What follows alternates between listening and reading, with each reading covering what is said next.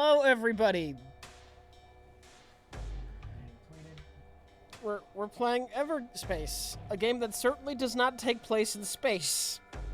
Maybe it takes place in like subspace. Some kind of alternate universe with different physics. It takes place wildly different physics. in subspace, and these are like our neurons, the electricity firing in our neurons, or something like What that. the fuck is subspace? I don't, the space in between atoms. That's just space. It's just microspace. It takes place in microspace. It's just space. Like the space in between atoms. Which is space. It's still space, but it's smaller. You know what?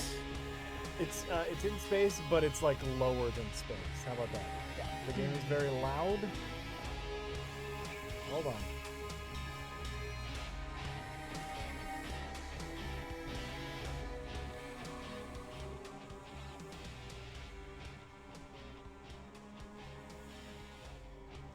How's that? How's the game now, everybody?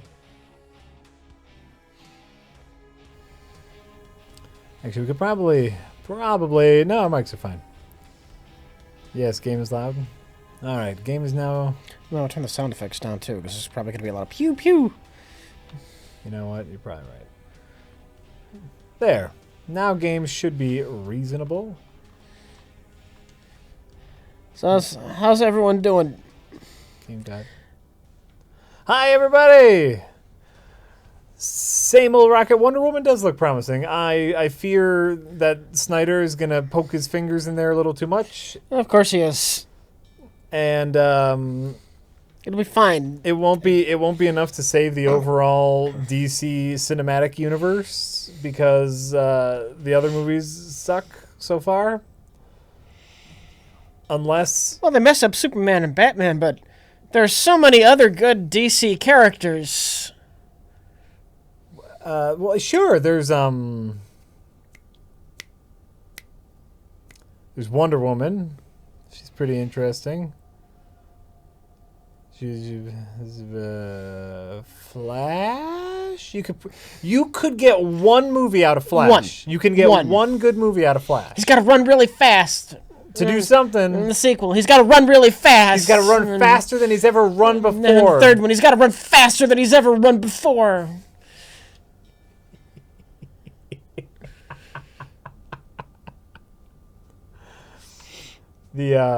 Basically, can a DC universe, cinematic or otherwise, work without a strong showing from Batman or Superman? I won't even say and, I'll say or. No, of course. I mean, of course not. The answer is, of course not. That's your backbone. Backbone? Your book boon? Like, I might have worried about the same thing with Marvel when they didn't have Spider-Man or the X-Men. Uh-huh. But no, they've totally pulled it off. Oh, it's much to the shock of everyone. They pulled it off, right? They pulled it off with Iron Man at the time was not a very popular character. I mean, I know this is a controversial statement. No. I think this is a stronger roster, just in general. Even though they're not, Captain America's not as super popular as Spider-Man. Right. It's not a bad character. Captain America's a good character. Yeah. I like Captain America. Iron Man, I'm kind of shocked. Of course, everyone was shocked. Then again, that's how much of that is Robert Downey Jr., you know? I mean, besides 100%? besides just 100%? Well, see, for decades, Iron Man looks stupid in the comics. You have, he's got a robot suit, and it looks like he's wearing some kind of goofy cloth thing. Uh-huh. It's like, it looks like he's wearing a fucking, tights.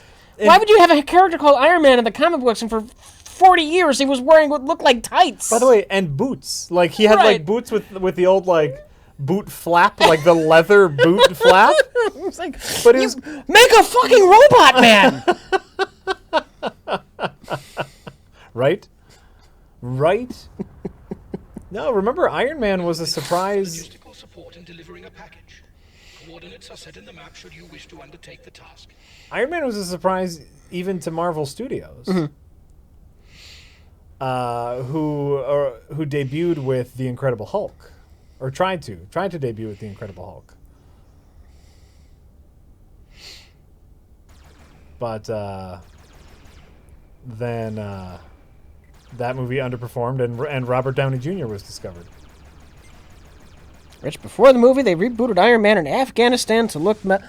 I know in recent years, even before the movie, he was starting to look like a robot costume. I'm just talking about, like, from like the 60s through the 80s, Iron Man looked like a man in tights, and it was dumb.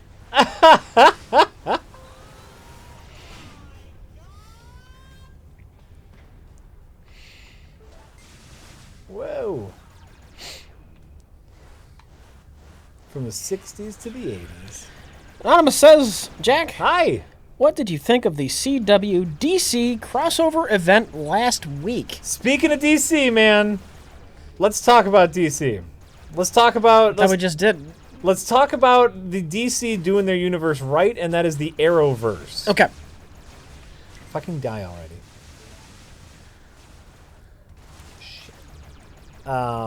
So the Arrowverse is the Arrow on CW, the Flash on CW, Yeah. Supergirl now on CW, and the Legends of Tomorrow on CW.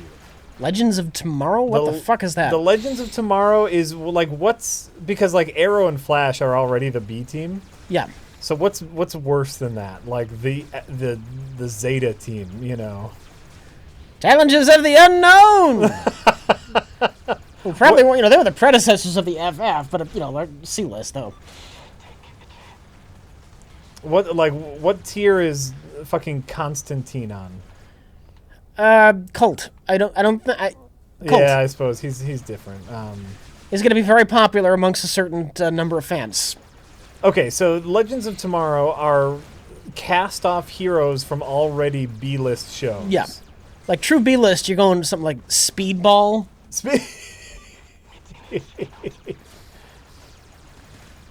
Well, so like I consider Flash and Arrow to be B-list heroes. You know, they aren't like they're pretty popular, but they're not. Arrow, yes. Flash, no. Yeah, I guess Flash is the main player, but I guess you are right.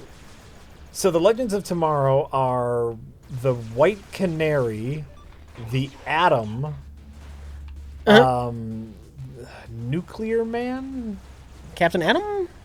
Not maybe Captain Atom. It's the one where it's two guys and they fuse together. Firestorm? Firestorm. Nice, Rich. Good memory. Fireball, who just has a fire gun. He's just a regular dude with a fire gun. Mm-hmm. Captain Cold, who is, as you know, just a regular dude with an ice gun. And Rory the Time Lord, who can't be called a Time Lord because that's a Doctor Who thing. So he's a time master. Okay. And they travel through time and like solve time anomalies. Yep. Chad is saying Flash is A-list, and I agree with that sentiment. Flash is A-list. All right. You know what? I can agree with that. DC is A-list. You got Batman, Superman, Wonder Woman, Green Lantern, The Flash. Sure. You know what? I can be with that. I'm going to be okay with that. Ooh, a star. I'm going to be okay with that. So that's the Arrowverse. Arrow, Flash, Supergirl, Legends of Tomorrow. Yeah. And in classic comic book fashion, what do they do to encourage other books?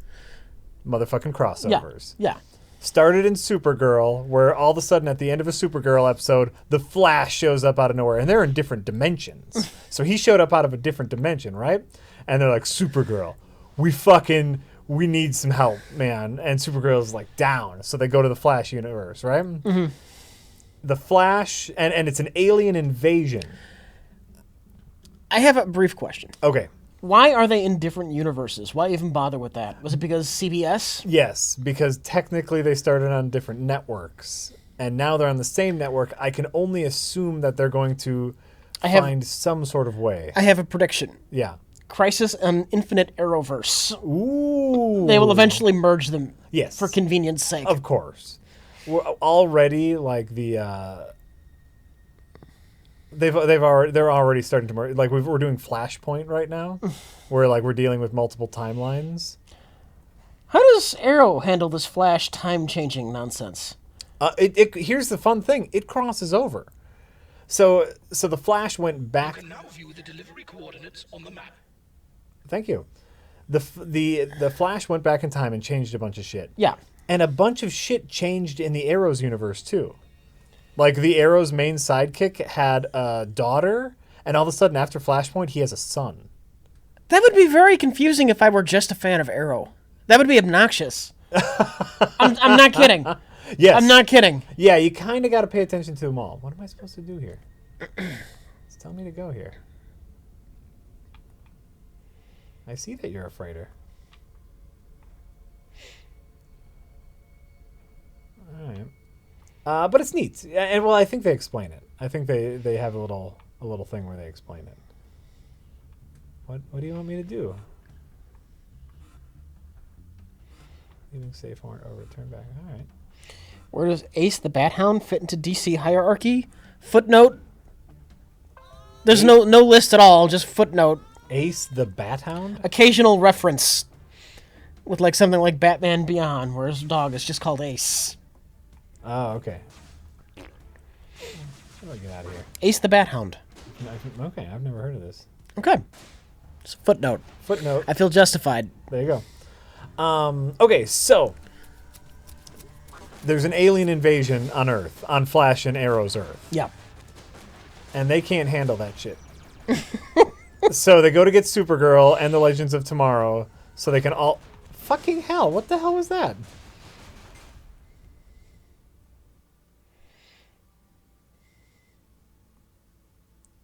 Oh well. And it spans 4 episodes. So it's the very end of the Supergirl, an entire Flash episode, an entire Arrow episode, and an entire Legends of Tomorrow episode. Okay.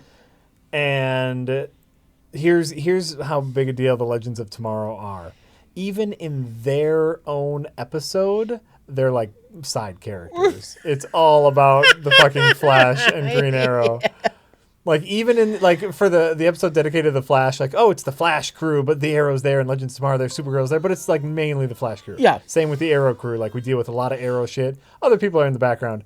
In the Legends of Tomorrow episode, they're still in the fucking background. Nobody cares about the Legends of Tomorrow. That's sad. They're the worst. That's sad. It's hilarious. They're just the worst.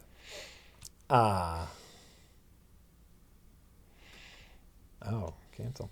So it was neat. I really enjoyed it. I don't watch Legends of Tomorrow, so some of the things I was really confused about. Mm-hmm. But I picked it up, and it was a really fun episode because it's in the Arrowverse. They have fun with it. Flash is a really fun show. Supergirl is a really fun show. Yeah. And Arrow takes itself really seriously and is a brooding, like old, like hard on its sleeve, like way over the top, trashy, sleazy. Yeah. But the universe knows it, and so like the Flash and Supergirl make fun of him, and it's hilarious. It's great. So it was a super fun time. I just finished it this weekend, and oh god, and I really enjoyed it. All right. But here's a case where they're doing it right with their crossover stuff. Everybody had their own shit first, right?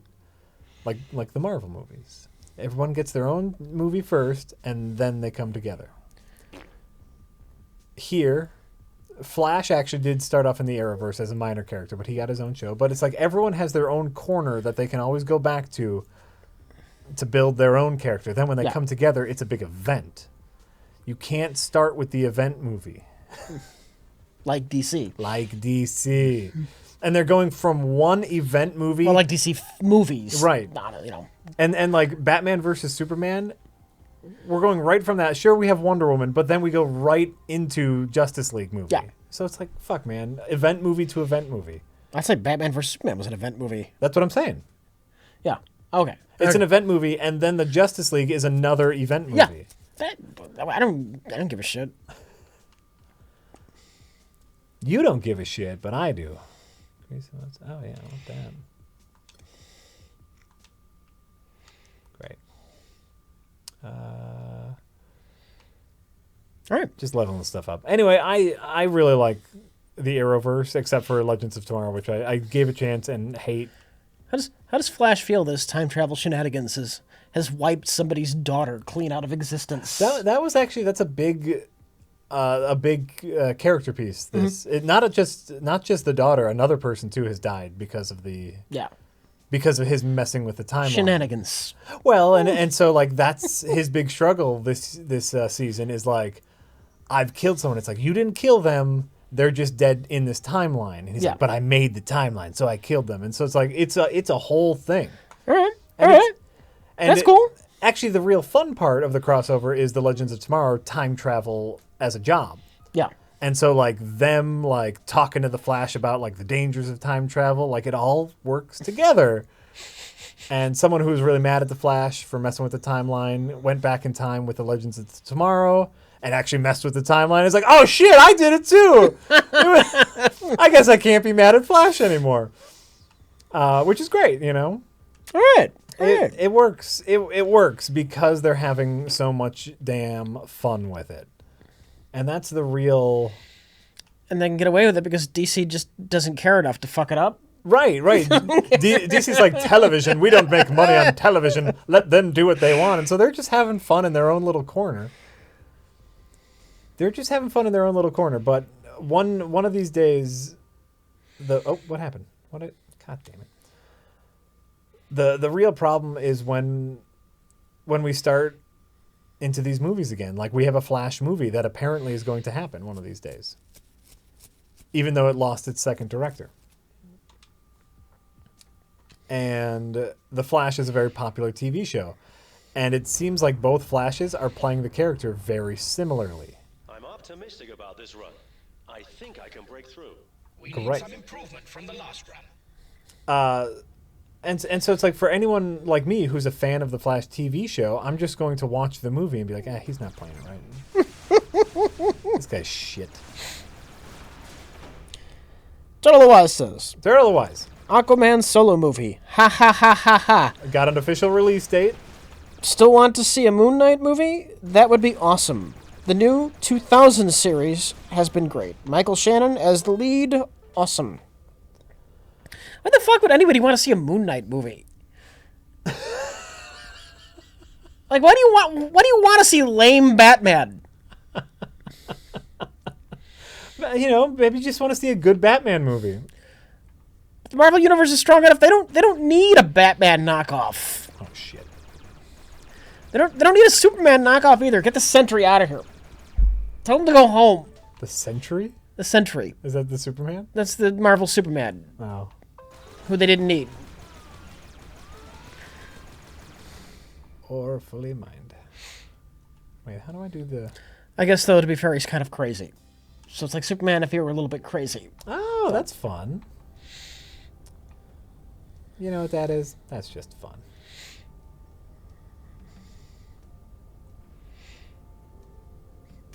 Daredevil is the Batman knockoff? Daredevil is significantly different. Yeah, Daredevil's got his own thing. Green Arrow is the Batman knockoff. Oh, shit. Whoa, shit. Oh, a lot of the early DC heroes were millionaire playboys. Yep.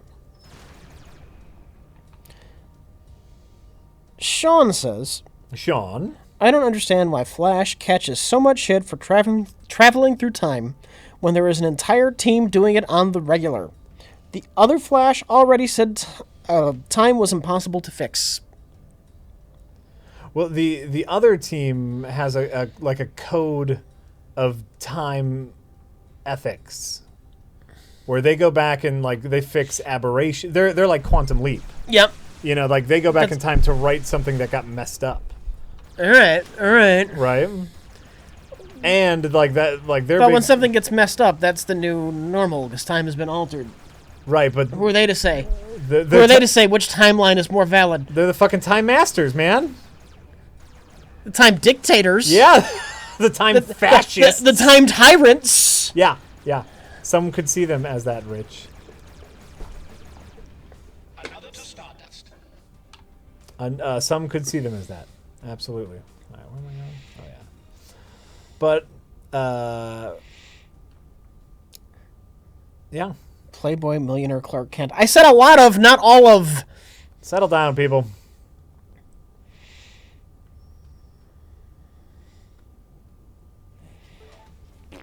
Yes. Settle right the flark down.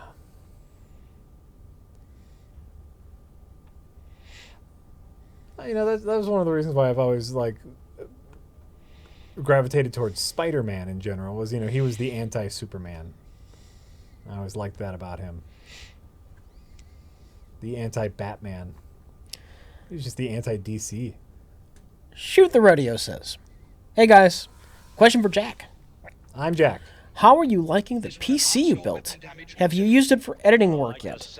My 2011 MacBook Pro is showing its age, and I'm tempted to just build a PC for editing/gaming." These things are so annoying. I have not used it for any editing. Okay, just gaming. Just it is, and that was its. What is happening with my? Oh shit. Just gaming because that was its purpose. So it's running great for gaming, but like that is it. I only use it for gaming. I still use my very old at this point 2008 iMac for editing, which works great. My iMac works great for editing. Maybe one of these days when the iMac goes kaput, I'll try it. I bet it would edit very nicely because it has an amazing graphics card. So it will handle that footage great. But really for editing, I just prefer the interface of the Mac. I know how to make my way around in a Mac very easy. So for me, it's the operating system over the actual hardware, which is horribly outdated at this point. Also, like with the videos that I make, I'm not working in anything like Ultra 4K or 3D or anything like that, so it works. It works just whoa. Anything in there? No, well, fine. It doesn't like you. Apparently not. Fuck. Do we have any plans to stream a Star Wars game before Rogue One? Oh yeah, all of them, all the Star Wars games. We're doing a whole. Rogue One's not that big a deal to me. And again, there was The Force Awakens. But Rich, you fucking love Star Wars. Yeah, I fucking love Star Wars. It's the best thing ever. Anonymous says, Jack, have you seen Noah yet? No! Fucking hell. I have not. I still have the Blu-ray on my desk, and I really want to see it. And I'm really upset that I haven't seen it yet. You know what I did see? Into the Shadows. Or We Come From the Shadows. The mockumentary about the vampires starring the guy from Flight of the Conchords. Okay. It was like this indie comedy that came out a couple years ago. Into the Shadows, or We Are From the Shadows. The interesting thing of note, so it's like a screwball comedy. Yeah. Made in a mockumentary style about this like group of vampires in modern day New Zealand. Okay. And it's funny. I thought it was very, very funny. The director, the guy who directed it and stars in it, What We Do in the Shadows. Thank you, you monster. And Cinnerman, What We Do in the Shadows. The director and one of the stars of it, who is very funny in it and very strange, is now directing Thor Ragnarok. Okay. He went from indie comedies to Thor Ragnarok. That's an odd jump. That's an odd jump, Rich. This is what I'm saying. So, He must have impressed somebody. Right. Well, and you know what? The movie is very solid. I know he's done more in between there, but mostly just comedies, indie comedies. He did this movie called The Shark and the Eagle, also starring one of the Flight of the Conchords guys. And just a very small indie comedy. Rogue One will be worse than Force Awakens. Count on it. Why would you say that? So I'm not super hyped about it in general. The trailer looks pretty good for Rogue One. Yeah. And it's probably not going to be a beat-for-beat knockoff of New Hope. Yeah, that is very true. Rogue One could very easily be a lot better. Very easily.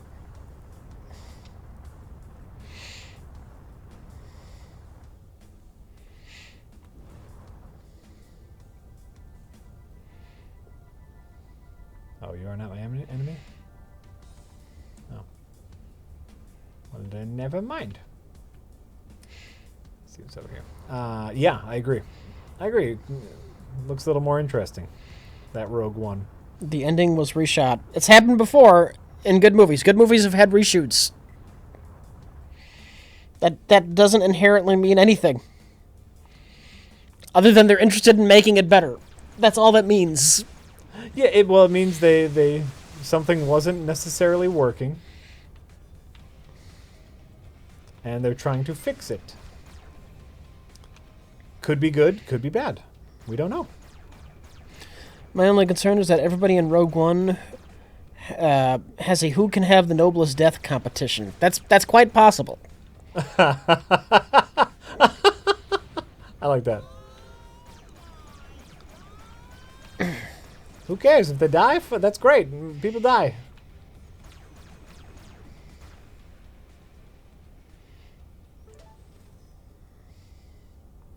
Oh darn! Did Space Cop have reshoot? Space Cop was being rewritten as we were making it. Yeah, reshoots would imply that that we had the budget for that kind of thing.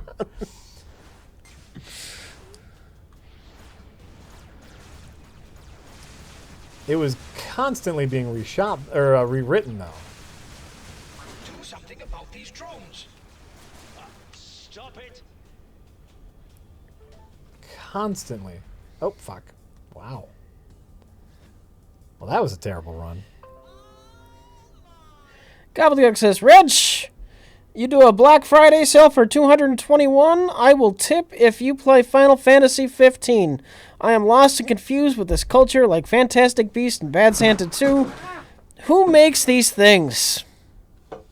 I will be doing no Black Friday sale for Final Fantasy streaming because I do not want to play Final Fantasy. You've already set a Black Friday price of $9.96 for one. Yeah. I don't know what else you're looking for. The deals are already in front of you, man. Here's the cycle of hate that goes on in the pre-rec streaming world. People ask me about a thing I don't like. Yeah. That they know I don't like. And then yeah. when I say, no, I don't like that, they get indignant and they keep harassing me about that until I get irritated. Yeah. And then they claim I don't like anything. Seems right. So I'm just going to ignore any kind of talk about Final Fantasy from here on out. Great. I love it. Great. I love it. I pressed the wrong button again. Turtle of Wise says, all right, so Moon Knight. He is a paranoid schizophreniac who often jumps into entirely different genres. In the last comic, he was a detective, a movie star, and a future space pilot fighting werewolves. Ooh. I've heard good things about the new Moon Knight series. Yeah. This 2000 series. I have not read it yet, just because I haven't been able to get around to shit lately, but I have heard good things.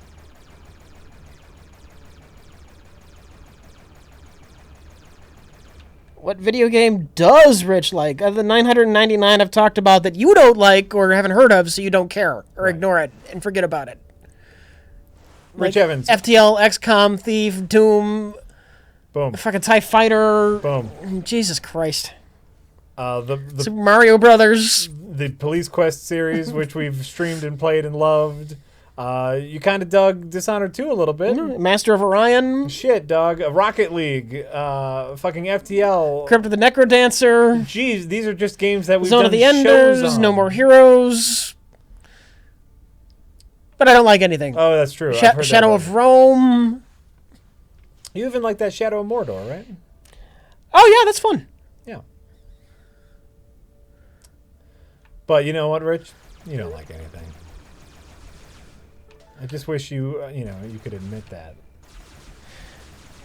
3 of the Arkham games are great, and one of them's pretty good. Yeah, even the one, that had a lot of down points was pretty darn good. Yeah. A lot of down points. But I hate everything because I don't like Naughty Dog games or JRPGs. So I hate everything. Because those are the things you're supposed to like. Yep. Oh, well. Chicken McButtock says, any plans to sell Astro Droid sex toys on your merch store? Is this what Project Hornet is? Oh. No. No, but, oh man. Mario, your new drawings looking pretty good, buddy, if you are listening. I know I sent you that email telling you that it's good. I just want to say it out loud. Your technical drawings, it's starting to look like a real thing, and I'm very excited about it. Spaceship. Fucking hell. Yes, Vanquish, Bloodborne. Bloodborne, the greatest game ever. I so want Vanquish to have a fucking PC release. So badly. I had to buy a new PlayStation 3 like a couple weeks ago because my old one broke down, and I don't really have any other way to play Vanquish. Your Vanquish machine broke? My Vanquish machine broke. I'm so sorry, Rich.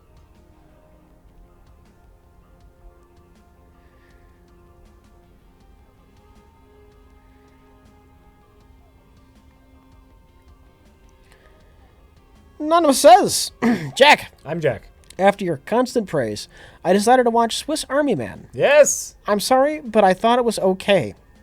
I didn't think it was very funny for the most part. Oh. The ending made me laugh hard, though. Oh, that's something. I mean, that's just it's exactly my sense of humor. Is I guess all I can say. That's the only I thought it was so perfect. And especially like coming from someone who like watches a lot of indie movies. Mm-hmm. Swiss Army Man takes the absolute piss out of every single indie movie. It constantly tricks you into thinking it's about something bigger than it is, and it never is. It's just what it is at face value, but it constantly teases you with like pretentious indie bullshit, and I think it's perfect. I think it's beautiful. I need to see this someday. You do. I really. Whoa, fuck. Communication hub hacked. Great. We're hacking all the shit. Ooh, treasure. We need that treasure, yo. Anonymous says, when are you two going to do a review? You can do it on the Super Mario Brothers movie. Yes, because video game. Video game? Rich and I Video game. only like video games. And here's the thing about us and movies. We don't even like movies. I've never even seen all of Super Mario Brothers, the movie. I've never even seen a movie, so like we're good. I caught like the last third or quarter of it on cable once.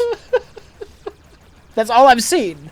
I bet there are a lot of movies that Rich and I could talk about. Yeah. We just haven't thought of any. If we did, yes, we would.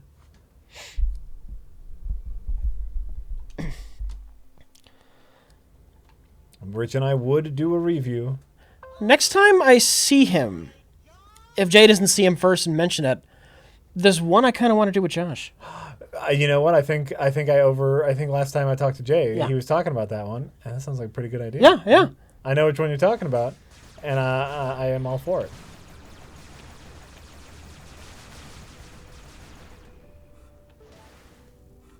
Ash versus Evil Dead, me and Jack.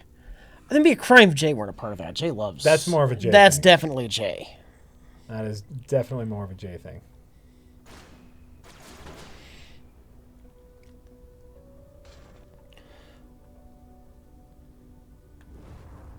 Hundo%.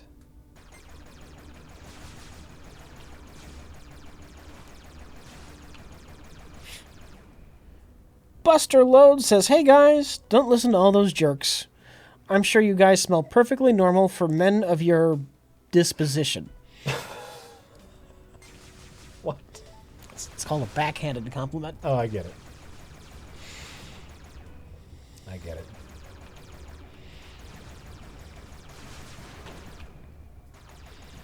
I think I get it. Fuck!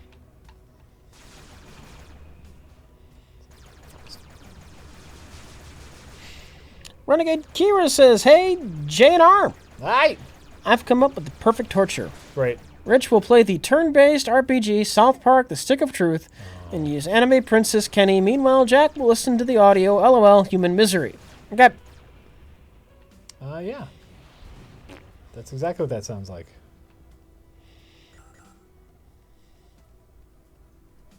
That's exactly what that sounds like.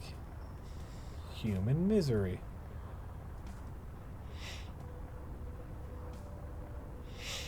Ash vs. Evil Dead is a great show, but Hollywood needs to stop with the zombies.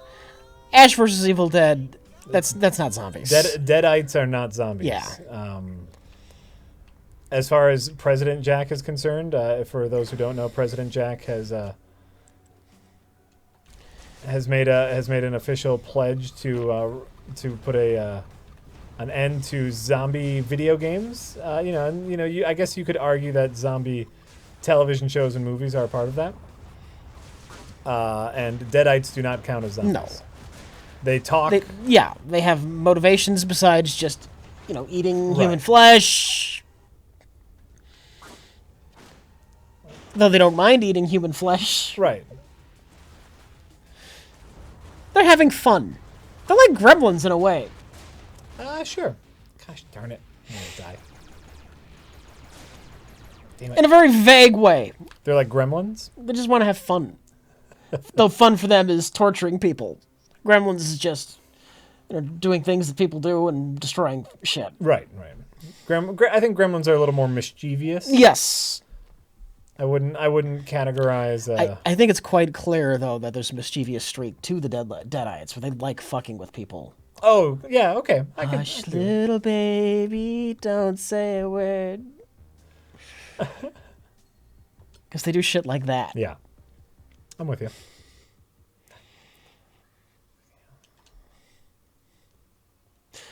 Gremlins versus Evil Dead. Ooh, a Deadite gremlin could be fun. Now we're talking. Billy Peltzer fighting Deadites. Mm-hmm.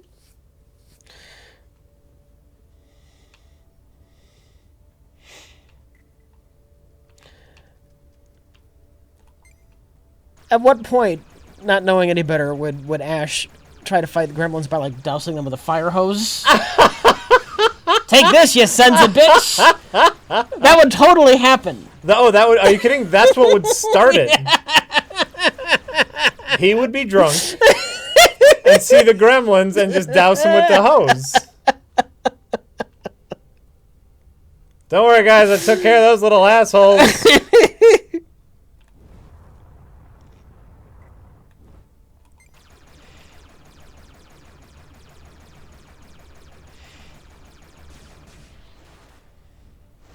Have I seen the Key and Peele sketch where they pitch gremlins to? Yes, I have, and it's great. Key and Peele's great.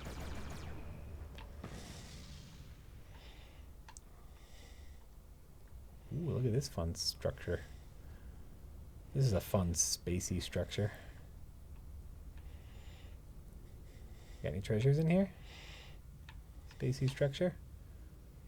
You look like a thing that would have treasures. Oh, there's a treasure. Whoa!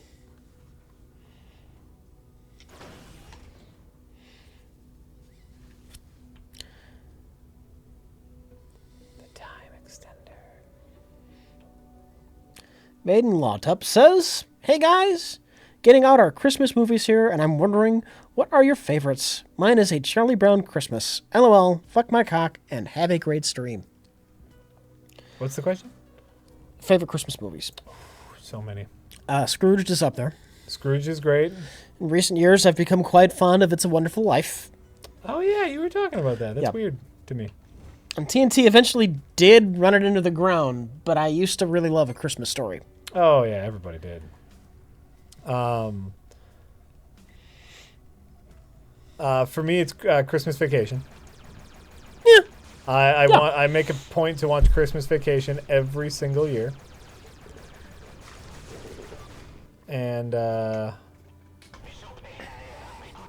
It's Die Hard and Gremlins. Because look, they're Christmas movies, but they're action and horror movie. Right. I get it. No, they don't count. no, they don't count. You know what I was talking about with my children today? And a movie that isn't necessarily a great movie, but is a really good family Christmas movie is The Santa Claus. Yeah.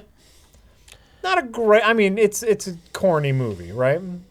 I'm not saying it's a good movie, but like that's Corny's fine. You're talking about Christmas movies for crying out loud. This is what I'm saying. Like, it's a great kids movie, The Santa Claus. I was just explaining what the premise of the Santa Claus was to my children. It's like a horror story. Right? He kills Santa Claus. I said it's a normal guy who accidentally kills Santa Claus, so he has to become Santa Claus. But he's kind of just a normal guy, and they're like, what? Does he have to be Santa Claus permanently, or is it just like every December? Until he dies. Just until he dies? Well, every December, yeah. Like okay, but he has a normal life otherwise? Yeah, he has a normal life. Okay. That's the fun buildup of the movie, is like him in his normal life, and all of a sudden he gets inexplicably fat. Yeah. And all of his hair turns white, you know. That's the comedy. A movie that I've seen... But like after December's over, does he become normal? Yes, after December's over, he becomes normal. Okay. Where are you? Anything? Blew you up. How about that? You know, a movie I have not seen in a very long time, but I have seen a million times, Yeah. is Jingle All the Way. Never seen it. The Arnold Schwarzenegger has to go out and buy the one special toy for his kids and With shenanigans. Jake Lloyd. With Jake Lloyd, with Sinbad, with Phil Hartman in one of his last on-screen roles as the nosy neighbor. Yeah. Because when I used to work at the used video game store, we sold used movies all the time, and we had to watch Christmas movies during the holidays because we'd have a movie on every day. So I watched Jingle All the Way so many fucking times.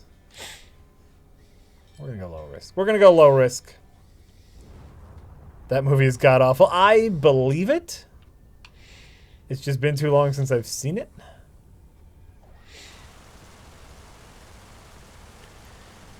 You guys ever play Freedom Force? It's a 2002 tactics game on the PC with Silver Age-style superheroes.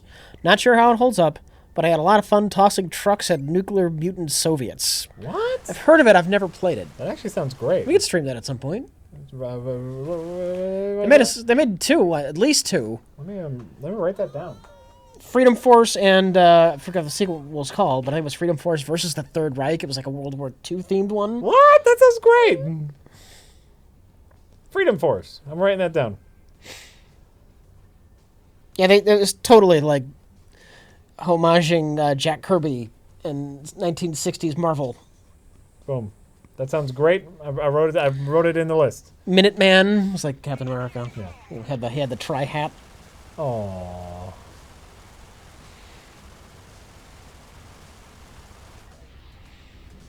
Take that, outlaw scum!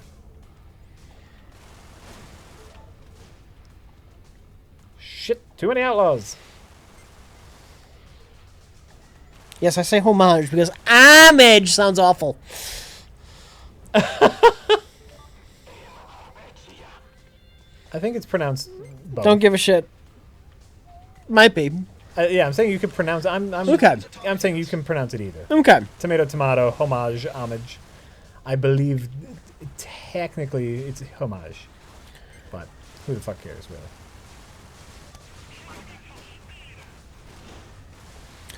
Star Trek question of the day. Yep. What is your favorite piece of Trek music? I love Goldsmith's motion picture / TNG theme, but Horner makes a good argument. Also, have you seen For the Love of Spock? It's great too. I have not seen it. I don't know that I've picked out a designated favorite Star Trek theme. There's a lot of good ones though. I mean, yeah, the next gen theme will just always be in my brain.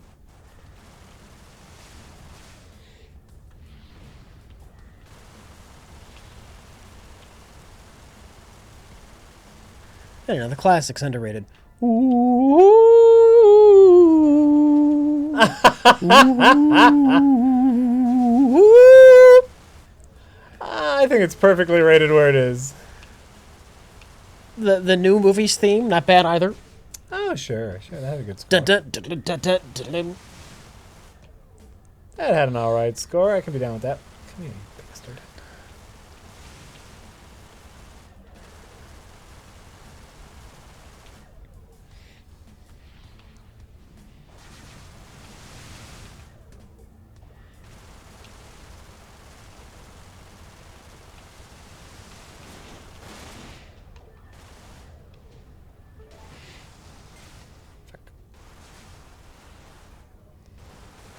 There's so many bad guys.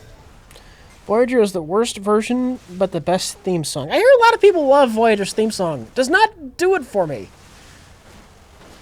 I can't even think about it right now. Dun, dun, dun, dun, dun, dun, dun.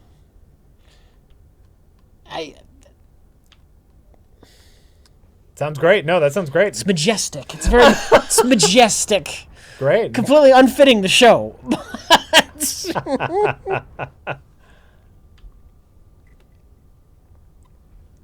Theme needs to be the gonk for Voyager.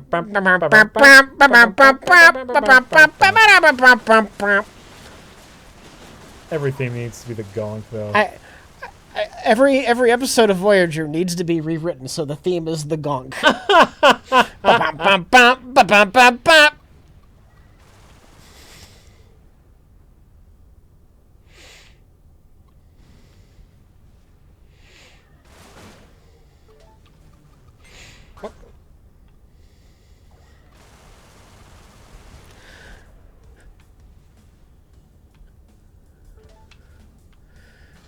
Cut to, during the opening credits, the gong, and you cut to, like, stupid things that have happened on Voyager.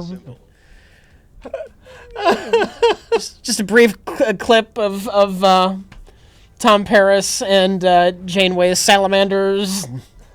Tuvix being dragged off to be executed.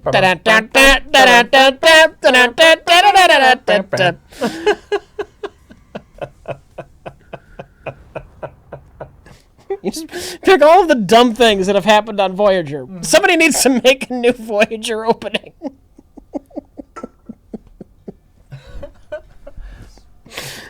Cut out the music for Janeway to go. We can never forget our prime directive.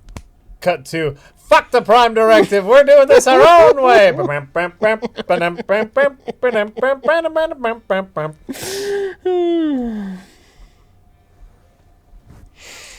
That time she got the whole crew stranded on a empty planet. Ay, ay, ay. Oh, Janeway. You're the worst. By the way, Janeway, you're just the worst.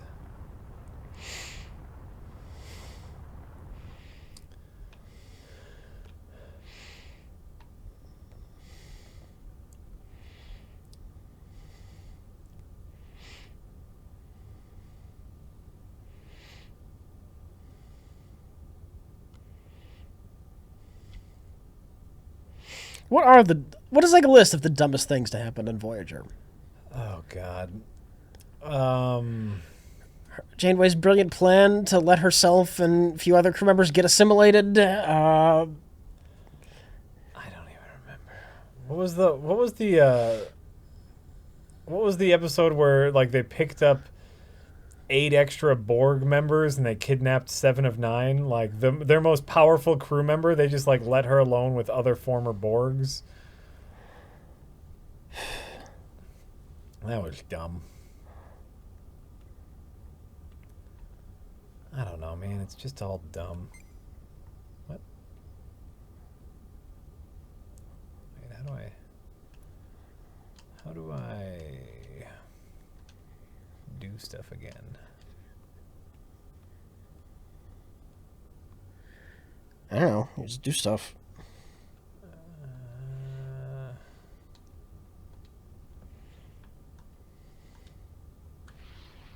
Oh shit, I just fired a rocket at a friendly. Well, now I gotta kill him. No, I don't. He's not fighting me. What's the ending of Voyager? Oh, we cut to the credits like right before they get to Earth. Yes. That's the ending to Voyager. All right. Because Voyager did everything stupid. Everything stupid. That's what I wanted. The scan probe. That's what I wanted.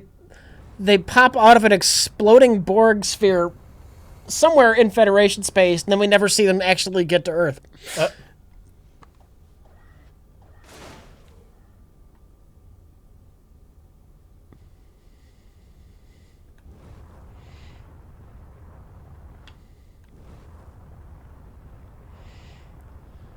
God, Voyager.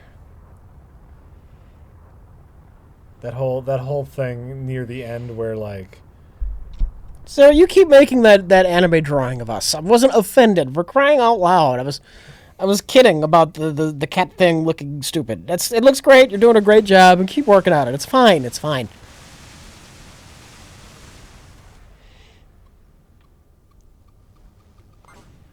fuck. Really, an anime character of me is not going to be offensive. I'm offended. That's not true. I'm not.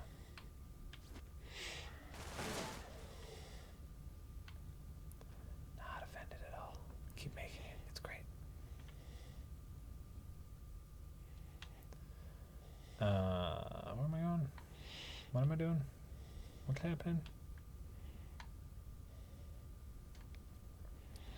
Mineable ore I don't care about. Mineable ore.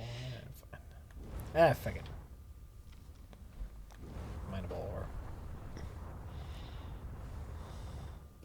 We'll deal with mineable ore.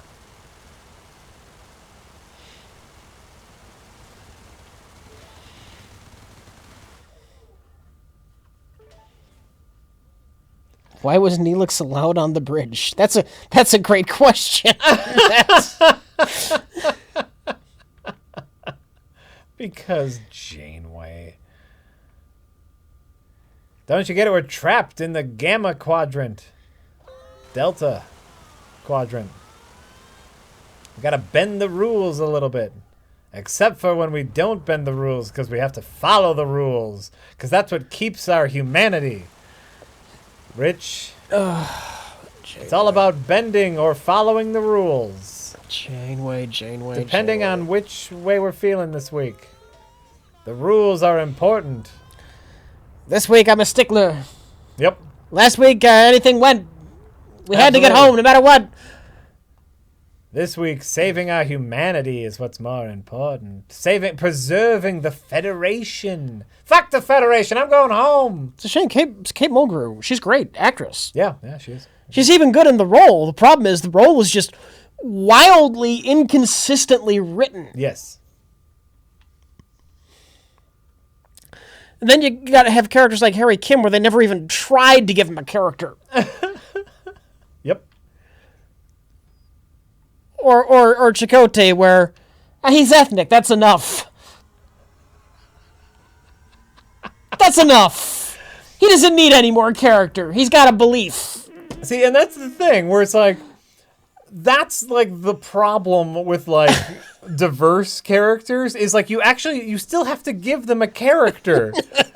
Just adding diversity isn't enough. Now you have to make them a real person. You need to end it like his like ethnic diversity was so surface level. Like, I believe in mysticism because that's what Native Americans do, right? Mysticism? General mysticism. Fuck that. Oh, Chakotay. Tom Paris is a loose cannon who can't be trusted. Tom Paris has proven himself, and we can trust him now.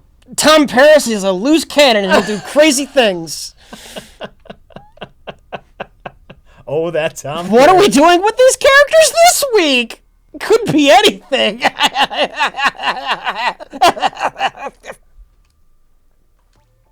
Wow. And there's a problem when guest stars who've showed up for an episode here or there are more interesting than your main crew. Yes. Do you remember the sociopath who was on the crew? They had him like confined to quarters. He was in a couple episodes. More interesting than anybody in the main cast. I don't know if I do remember him. The woman who they thought was dead, and then aliens found her, and they mutated her to be in one of those own species, and she kind of had lost her humanity. She was in one episode. More interesting than anybody in the main crew. The one guy who was absolutely brilliant, but he stayed in the lower decks just working on some menial tasks because he didn't want to be bothered with anybody else. He was a far more interesting character than anybody else in the main cast. He was great. I remember him. There's a problem when your guest stars who are there for 1 or 2 episodes are more interesting than everybody in your main cast.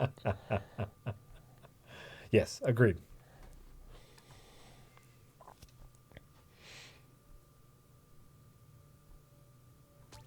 Get rid of fucking Neelix and replace him with the insanely smart guy who doesn't care enough to get involved with things that lives in the lower decks. Make him a main character and get rid of Neelix. Oh, man, that guy was fantastic. I remember him now.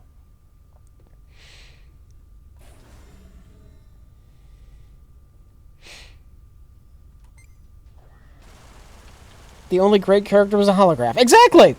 Oh, the Doctor? Yeah. Fuck yeah, he was great.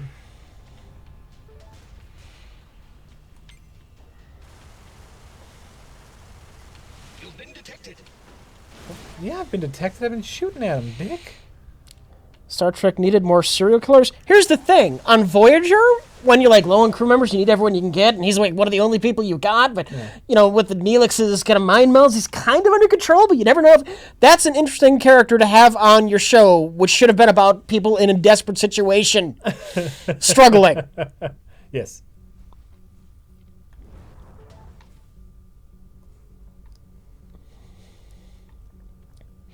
How would Rich rank the Star Trek captains? It's really a battle between Kirk and Picard. Yeah. Well, and And I love Picard. here's the problem with pitting Kirk against Picard is it's very apples and oranges. Yeah, yeah. They're two captains with two different philosophies and really two different shows, Kirk goes out there and he does what he thinks is right, and Picard is the diplomat. Yeah. Which, honestly, is kind of refreshing that he's not Mr. Action Hero. Right. Picard's very interesting to me. And Kirk is interesting. Like, Kirk has his own thing. This is what I'm saying, apples and oranges, where how can you compare Kirk to Picard? They're two different characters. I'm a bigger fan of Picard because I think the stories are more interesting. I like the slow diplomacy stories more than I like go to the planet and fucking punch an alien or fuck an alien. I don't care. Let's see what happens. No Cisco? Cisco's fine. Look, you're asking me what my 2 favorites are, and it's Kirk or Picard. I respect the classic Trek. Maybe that's nostalgia. I don't know. I don't really care.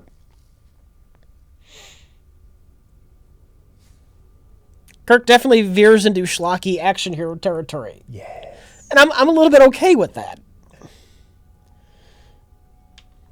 Whoa. But you know what? That being said, I like for example in Star Trek Beyond, that was great Kirk. That was really fun Kirk. Yeah. Whoa. So yeah. Beyond Kirk is Chris Pine Kirk finally acting like Kirk. Yeah. And it was kind of refreshing. Yes. Like I said, it worked in the 2009 reboot because it was rookie Kirk. Yeah. He's allowed to be a little bit of a fuck up. But when, in Beyond, he's finally feeling like Kirk. Yes. Agreed. Oh, Beyond. A little bit.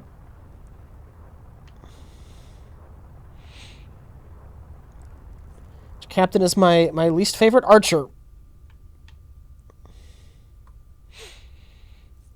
Janeway, like I said, Kate Mulgrew, great actress, just so inconsistently written. Yeah. Oh, it's so clear. That's where the problem is. It's not Mulgrew. No. No. Well, writing, that was the show's entire problem. Yeah. They didn't know what the fuck to do with it. Or someone in charge, probably Rick Berman, didn't know what the fuck to do with it. Because everyone who hears about that show knows what you should do to make it good. Right. And they just didn't do those things.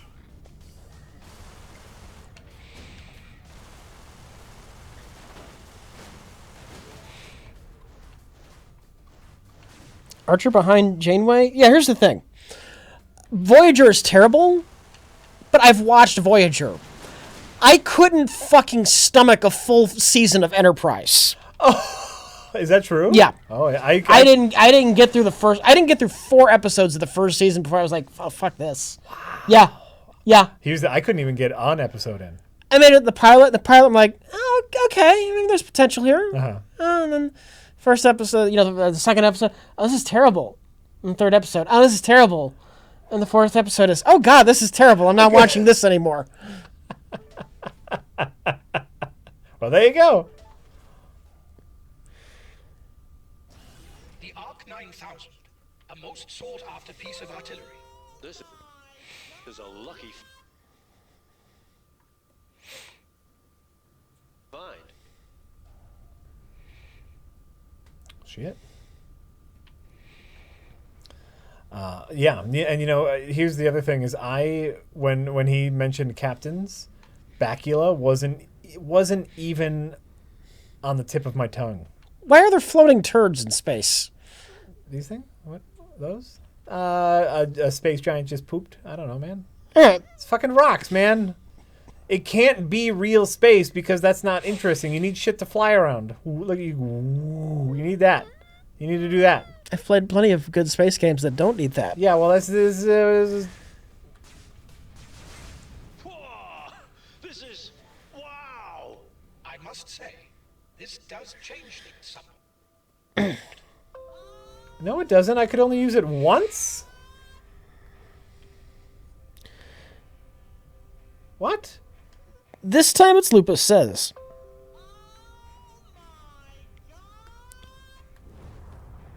Where'd it go now? I got scrolled, Jack. Where'd it go? Oh. This time it's Lupus Says, hey guys, just got here. Last night a bunch of us got together and watched animated Christmas movies. Oh. The best by far was The Christmas Tree. Hilarious. Better than any Chuck Norris movie by far. Well, we did that on the... Before, which wasn't the last one, the Canada... Yeah, it was the Canada Christmas episode. That was the Christmas one. Oh, I wasn't there that day. I didn't see that. Oh. I didn't see that one. Yeah, we did that. What'd you do? We watched it. Oh, well, there you go. We watched it. That's all I got to say. We want you. You want to know what we thought about? You can watch the episode. Hey, it's great. If it were more realistic, it would just be Elite Dangerous, Rich. Yeah, I enjoy what I've played of Elite Dangerous. Right? Elite Dangerous actually would be a fun game to play with a VR headset. Mm-hmm.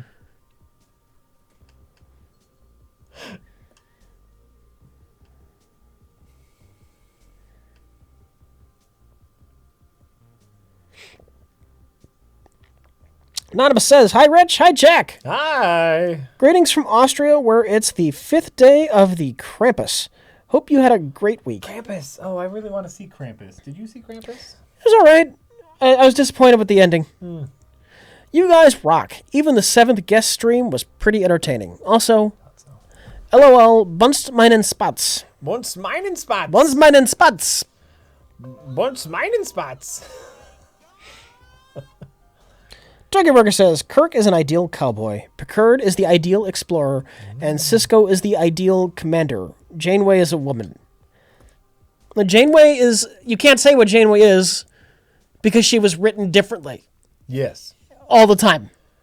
Like, there was some episodes with good Janeway in there.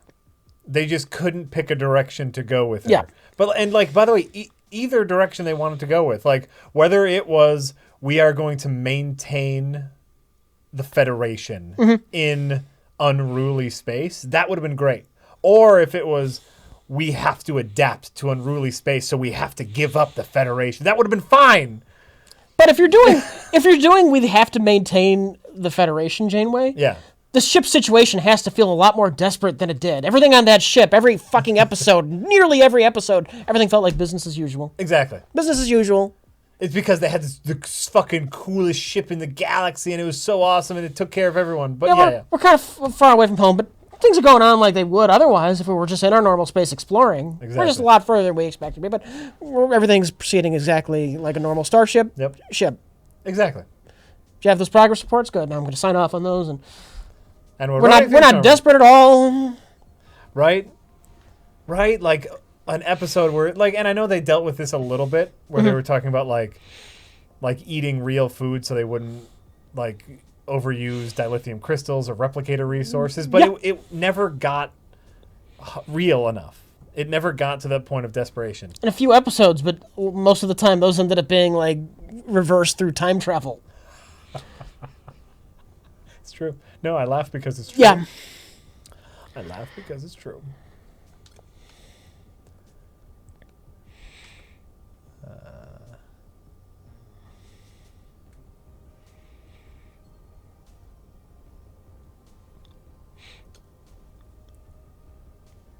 Like they mention how many torpedoes they have, and they can't replicate those. We have so many shuttlecraft, can't replicate those.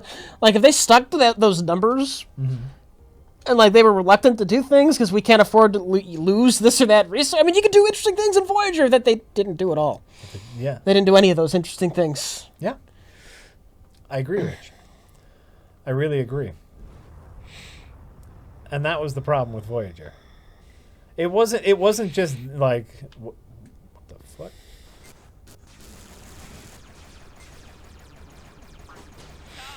Don't like it. There needed to be like a deck on the ship where like walls and panels were hanging open where they've just like taken cords and things from non-essential equipment, you know? Oh, that would be great. Like we're shutting down an entire level. Yeah. And then in a later episode, they need to like go into the abandoned level. It's cold down here. Yeah, we don't run the life support because we don't need to. Yep. Like shit like that. Yep. Oh shit. We must. Unfortunately, we've left a key component in level C. Level C. Oh, that would have been a great episode. They're in like a deck on their own ship and like spacesuits to get the thing that they need to get. Ah, that would have been great. Basically, Rich and I are becoming writers for Star Trek Voyager fan fiction, and I think that's going to be our new job. We hope you enjoy it.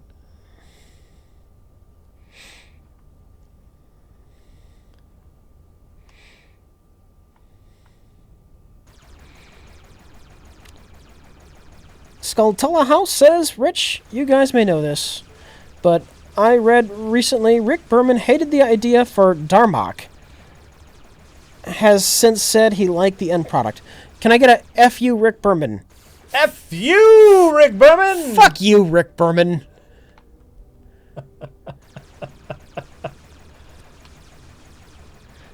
Dumbass. It is not. Here, here's what I'm gonna do. I'm going to defend a little bit of Rick Berman. It is not necessarily a producer's job to get what's happening on screen. Mm-hmm. It is their job to get all the people who get what's happening on screen.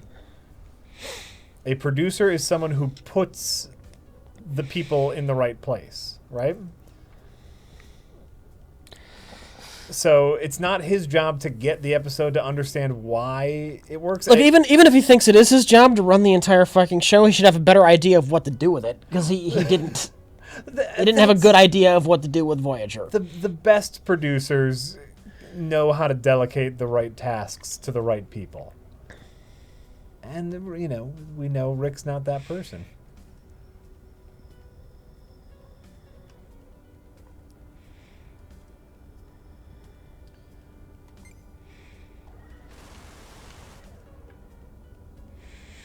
That's what we know. The Red Epic says, just my opinion. Yep. But I think Sisko was the most interesting captain. He had to deal with many other problems that the other captains didn't have to. Single parent, family man, religious icon, etc. Yeah, I'm not saying he was a terrible character. But the question is, if I rank my favorites, it's Kirk and Picard. Deep Space Nine is a fine show. It's thematically very different from your standard Star Trek, though. Yeah. What's that thing? And that's not saying it's bad. But Rich, I don't understand Shades of Grey. I know. Because you like Kirk and Picard, that must mean you hate all other captains. Fucking nuance. Why We all hate nuance. Why is it that you hate other captains, Rich? Why is that?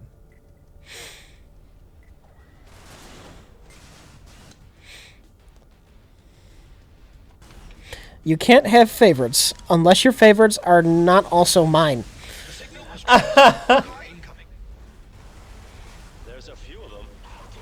I hate drones. I'm being throttled hard. It's like a swarm. Finish them off. Would some advice help at this juncture? Any other time would be better. Game Child UK says, I hate when a series I love a lot gets dull. Walking Dead, I thought was great. After season 5, though, it's been getting more dull. Some good apps, but couldn't finish the last one. Reminds me of season 8 through 9 of X-Files. Oh, shit. Yeah.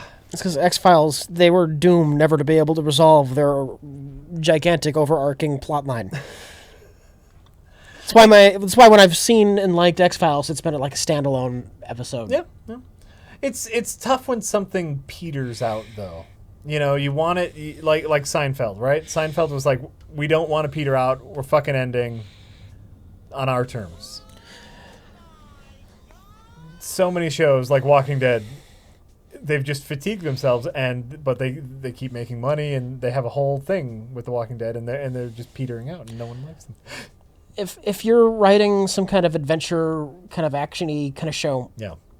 and you have a larger story, so you just stick to an arc and not, you gotta keep going and keep going and keep going and keep going and keep going, like beginning, middle, end, and you just tell your story. And Right. maybe it takes 3 seasons, maybe it takes 4. Right. You just set out to do what you had to do. Well, it's like usually, as far as like showrunners are concerned, there's the 1 season, the 3 season, and the 5 season plan Yeah, before a show is like greenlit. yeah, Like, can we get and what is it? It's like you need 5 seasons for a show to be in syndication, yeah. and that's easy money for because you can sell that to all these cable networks now, right? Or maybe it's even 3 seasons for syndication. It's something a lot smaller than you would think. I prefer the season story arc. Like this season, this is the story. We're gonna tell it, from the beginning of the season to the end of the season. Yeah. That's all. Yeah, that works. I think that's the way to do it. You can have little seeds here and there, but 1 season story arcs is where it should be. I know nobody else likes the show. They think it's too silly, but that's what The Librarians does. It's a silly enjoy. I enjoy it. I love that. I love that you enjoy it. Each season is like a self-contained thing, and it's great. That's great. Yeah, it's silly. It's cheesy. Yeah, it's fun though.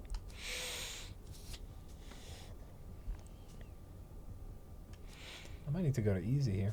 Speaking of easy. Like, I'm worried that eventually Ash versus Evil Dead is going to fizzle out. Yeah. I'm like I said, I don't even know if I've seen any of the new season yet. I've seen like the first 2 or 3, and I'm like, no, I'm going to wait and watch the rest in one sitting. Yeah. It's like I got to the morgue, Oh, and yeah. it was the best thing ever. The morgue is the best thing ever. I don't even know if I've seen it yet. Oh yeah, wait, I did. I watched the pilot, and the pilot was all right. Pilot? Oh, You mean or the first episode of the second season? That is Yeah, exactly yeah. what I meant. I mean, the pilot's great, but the first episode of the second season, Yeah, it was all right. It was wasn't. all right. It wasn't anything too special. Right. Some good things happen. Okay. After that. I'm sure they do. So I'm with you. I'm going to just kind of hang out, wait and binge. I'm super excited. Tonight actually is the season premiere or season finale of Westworld. So I'm super excited to see that tomorrow. Motherfucking Westworld. Twists and turns all around. What a fun show, that Westworld. You like twists? You like turns? Well, fucking watch Westworld. It's crazy. The Librarians is so unfunny. Well, it's not really a comedy. It's just kind of light action adventure. Well, light adventure more than action. It's not trying to be a comedy. So, yeah, no, it's not funny. Yeah, it's not funny. But sometimes it has humorous moments, Rich, so it must be a comedy. Yeah.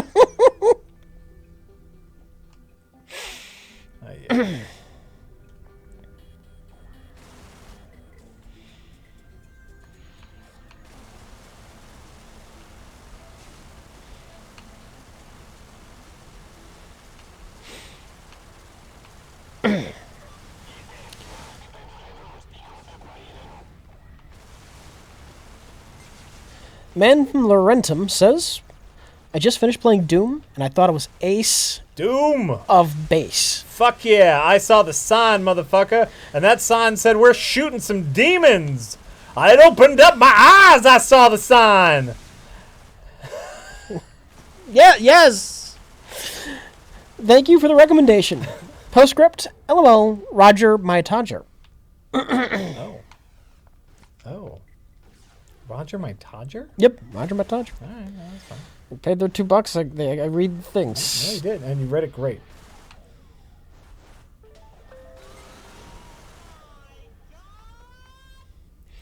Rich has not complained about the snow. I didn't want to think about the fucking snow. He complained to me about the snow when I got here. I assumed you were going to make a bigger deal out of it on stream. 'Cause I don't want to think about it. I just shoveled a fucking ton of snow That's crazy. and salted a ton of pavement. Yep, it's the first snow that has stuck to the ground Yeah. here in Wisconsin, and yep, It's fucking awful. it's that time of year again, folks. Get your shovels, get your snow pants, get your salt.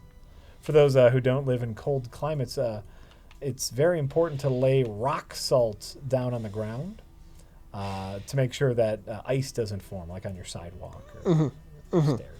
I could see if someone who doesn't have to deal with snow constantly, just being horribly confused by what salt means. Voodoo Hide in the chat says, anyone watch Rome? Great show, too expensive, so they ended after 2 seasons. I've seen season 1 of Rome. Oh god, Rome is fucking good. Yeah? Yeah. But it's like, by the way, that's great if it's too expensive because you get 2 fucking solid seasons and then have those producers make something else. I have not seen season 2. I need to watch season 2, but season 1 of Rome is fucking rock solid. Nice. Nice. That's great. Fuck. Anonymous says, Rich, you should really give Enterprise season 2 a second chance. It was pretty good. You wouldn't judge TNG by season 1 either, would you? LOL. Oh god, let me see if I can do this. I think they're just making this up. I don't think this is an actual word. Habt Geschlechtsverkehr mit meinem Schniedelwutz. I hope that's real. That sounds great.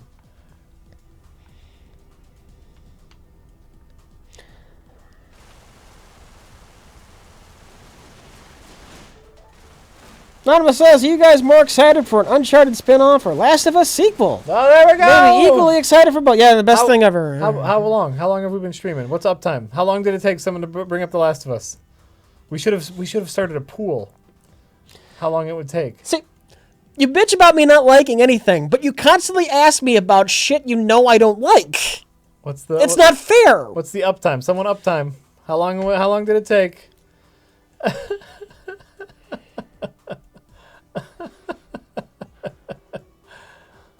Hour 18 minutes. 1 hour and 18 minutes before someone mentioned the last. Rich, this game that you didn't much care for and constantly refer to as shit gameplay is getting a sequel. What do you have to say about that? It's getting a sequel. Oh, there you go. I don't much care about it because I don't care. You didn't care about the first one. It's good for you. I'm glad you're excited. If you're excited, but what do you want me to do? I think they were hoping for a bigger reaction. Yeah, is what I. If other people enjoy it, I know that, and so they make a sequel. That's good for you. No. All right. I think they wanted I think they wanted like a Rich Evans. Are you surprised they made a sequel to Last of Us? I mean, who saw that coming? I think I kind of am surprised, only because I haven't heard any murmurs of it. You know, usually something like that you'll hear about, Yeah. like as they're making. I mean, I guess maybe just because I don't really care about The Last of Us in general, that I didn't hear any other murmurs. But where was I going? Oh, there we go. Future famous person says, just beat FTL for the first time, and I feel like I should apologize for bitching about it and other games seeming boring. Right? FTL's a real kick. But you know, I could see that if you either didn't play it or kind of sucked at it and like lost all the time, like, oh, this game's boring. I can see how a person could feel that way. Nanobots. The Red Epic says, JMO again, but DS9 is definitely a Star Trek show, though it does have a different backdrop, maintaining ideals even during a horrific interstellar war. In the Pale Moonlight is one of the best episodes in Star Trek. I'm not saying it's a bad show. I like Deep Space Nine. You, in fact, Rich, you have defended Deep Space Nine to Yeah. me because I couldn't watch much of it after Next Gen because it's a very harsh turn. And you have often said, oh, you know, I like that Deep Space Nine. It's a whole different kind of Trek. You have been vocal about your enjoying of Deep Space Nine. Star Trek, as I see it, is a hopeful vision for humanity's future, Yes. where we will overcome our problems on our own, and we will solve, hunger and poverty, and war will be just a dead thing. Yeah. They even refuse to call Starfleet a military organization. Right. War is dead, and this is a bright future that we can all look forward to. Yep. Deep Space Nine is about the breakdown of all of that. Of all the good. This utopia that humanity has built up, and their belief in peace and harmony and diversity has broken down and failed them. War is inevitable. We cannot win, and we need the wormhole gods to save us. Deep Space Nine is thematically a very different beast, where you can't trust things because shapeshifters are everywhere. And Yeah. Yeah, yeah. Star Trek is about hope. Deep Space Nine is like a horror. It's a Stephen King horror novel with some of the trappings of Star Trek.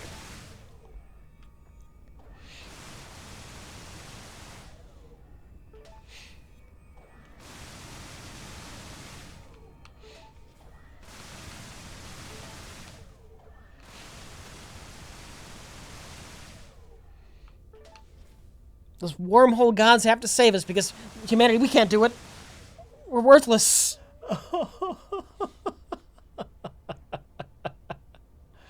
Aww.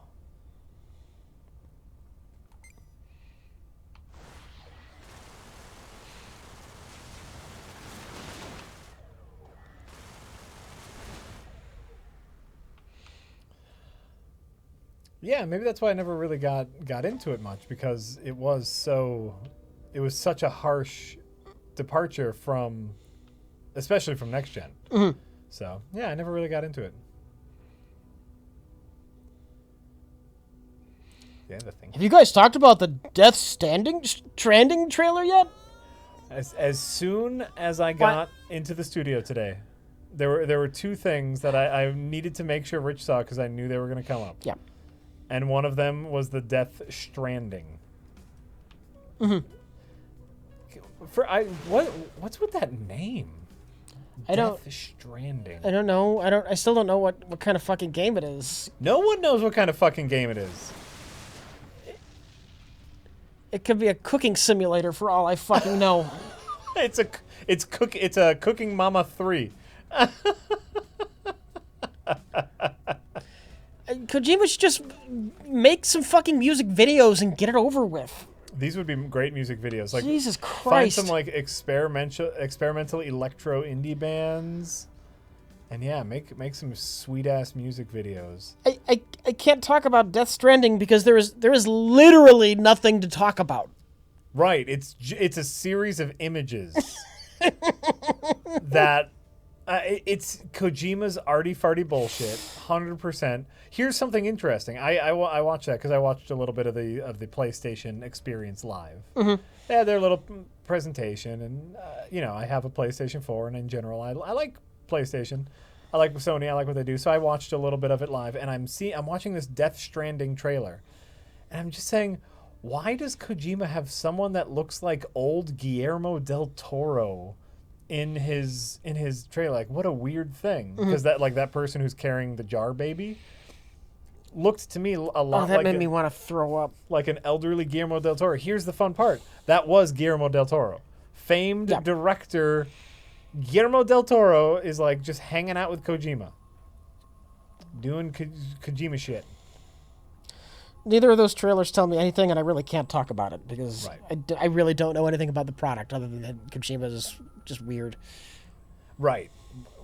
If someone could tell me what type of game Death Stranding is going to be, I mean, I think I would offer a cash prize.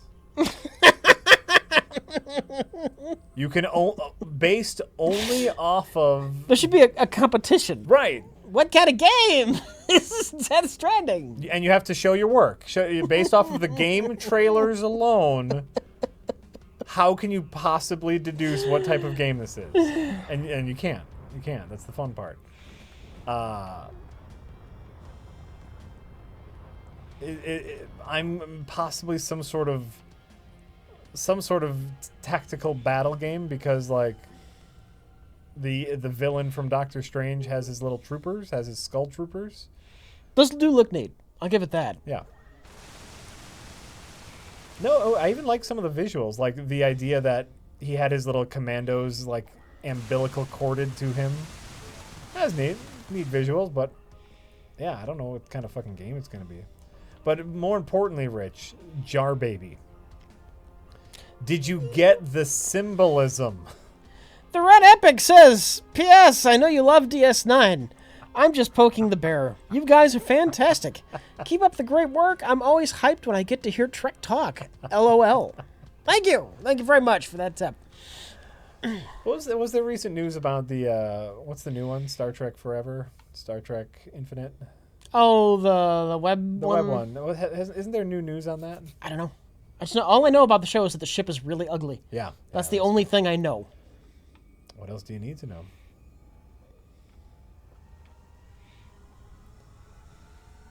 I want to say there was news where it's like one of the famous writers of good episodes said he was going to be a producer, and really he's only a producer in name only. He's not like really doing anything for the show. Mm-hmm.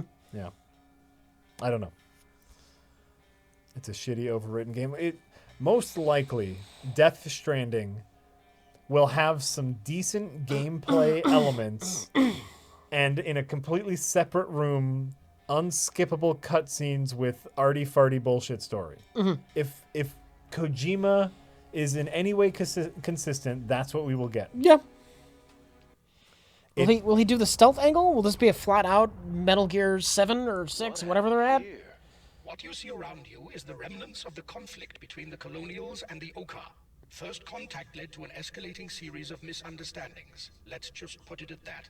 I see. Okay. Yeah, that's what it's. I mean, it could be. It may be a little more military. I just have no fucking idea. You play as the Jar Baby, and you have to crawl around and interact with famous Hollywood types because Kojima loves movies so much that he's just sucking all their nuts. Anonymous says, Rich, you might be interested in a novel titled Pushing Ice by Al Reynolds. It's about a spaceship crew getting stranded and surviving on a massive, very alien object moving out of the solar system. It's got to get very cold after a while. I would assume so. What was the show? Was it Space 1999? I forgot the name. I don't know if it was Space 1999 or not. Where the show was about the moon getting knocked out of orbit and they were going through space on the moon. What? That sounds great.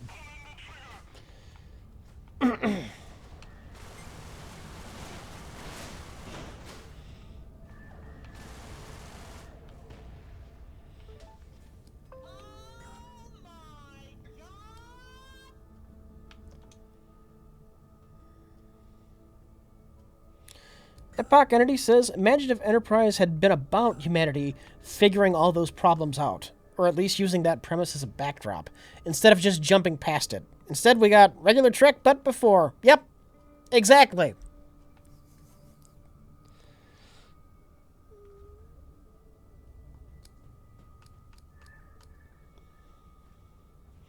Just a show about how replicator technology changes the fucking world. You know, there's something there. Right? That'd be cool.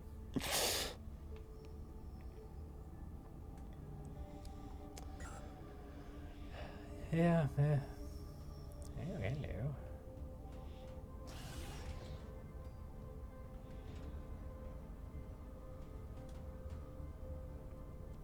Nanobots.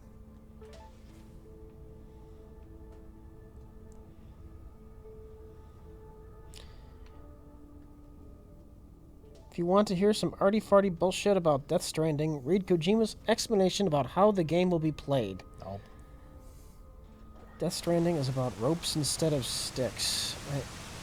Is it what? I don't know. A direct monetary reward for I your don't know. endeavors. It's about ropes instead of sticks. Fucking Kojima. Did you have any favorite Lego sets growing up? I don't have any particular favorite set. I always loved the space ones though. Spaceships? Spaceships? Yeah, Spaceship? spaceships. Benny from the Lego movie was a great joy to me. Spaceship, spaceship, spaceship! That was me playing with Legos. Oh, Benny. that's heartwarming, Rich. It's goddamn heartwarming. I don't know how many Legos I had when I was a kid. I'll be honest with you. They had an episode with the guy who invented the transporter. There was one goddamn line about the morality of it. Yeah.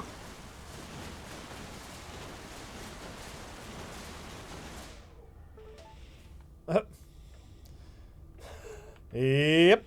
This Enterprise sounds like Enterprise that I know.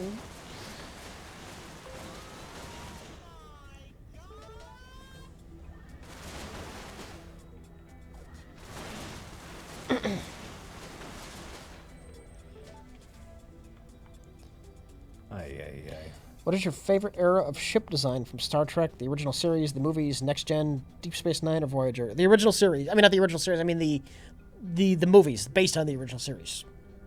The Enterprise refit is my favorite science fiction ship of all time. Visually. More than visually, actually. That ship is just awesome. I have no strong feelings Yeah. about different enterprises. I will be honest with you. I just don't care that much about how the ship looks. No? I mean, You don't have a favorite? if it's ugly, I don't like it. Are there any you think are ugly? I think the Um, E is an ugly piece of shit. Which one's the E? And the one from First Contact, the one that looks like a fucking shovel, had sex with the Voyager. I don't remember that one specifically. I'll be honest with you. You know, I like the look of the Voyager. Another thing that Voyager really fucked up was very early on in the series, they kept talking about how like the Voyager is this battleship, right? Fucking sexy ass battleship. We're not meant for long term space exploration. Shit's gonna go wrong with it, and then they never addressed it. But I always like that idea of like Did they say it was a battleship? Because the Yeah. Enterprise wasn't big on being warlike. I doubt they would have had a line of dialogue about it being a battleship. the reason that Enterprise went on this mission were they were the only ones that could maneuver the electrical storms because it was Okay. their new fucking battleship. And I always really loved the idea of someone like who's got a Ferrari, you know, but now they have to live out of it. Now go sleep in your fucking Ferrari. I think that's great. So, of course, that never really went anywhere with the show, but I like that idea. It kind of surprises me that people like the look of the Enterprise E. I mean, that is my least favorite out of all of the Enterprises.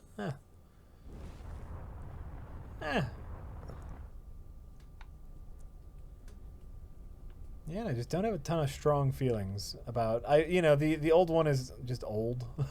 So the original series. Mm-hmm. So it's even hard to form an opinion on that one because it's like, it was old.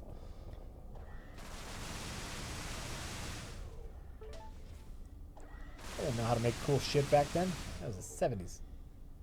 Tractor beam, what the fuck?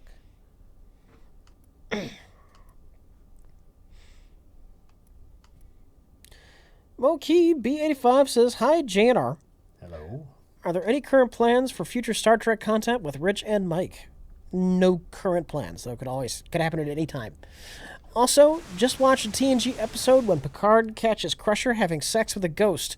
Season 7 was off the rails. TNG ended at exactly the right time.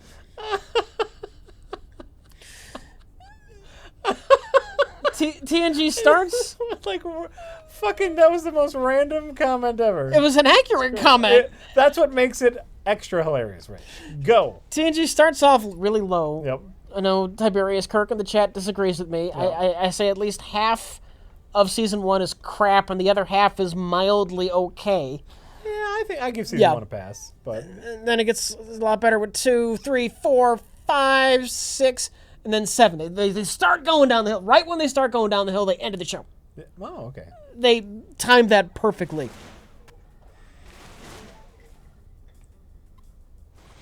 No, I didn't. Oh, fuck. I did not mean to do that. I'm very sorry. Best of both worlds and Descent. Oh.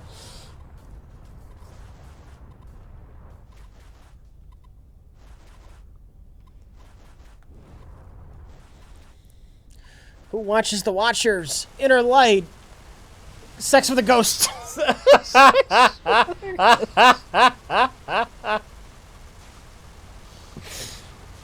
Ouch! Too much.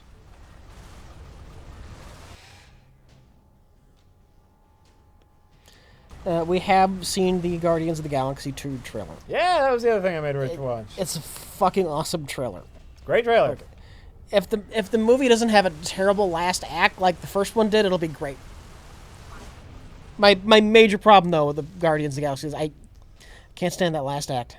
And I can Really lame. It's a letdown. I can be up with you. Like the ending of that movie, Yeah.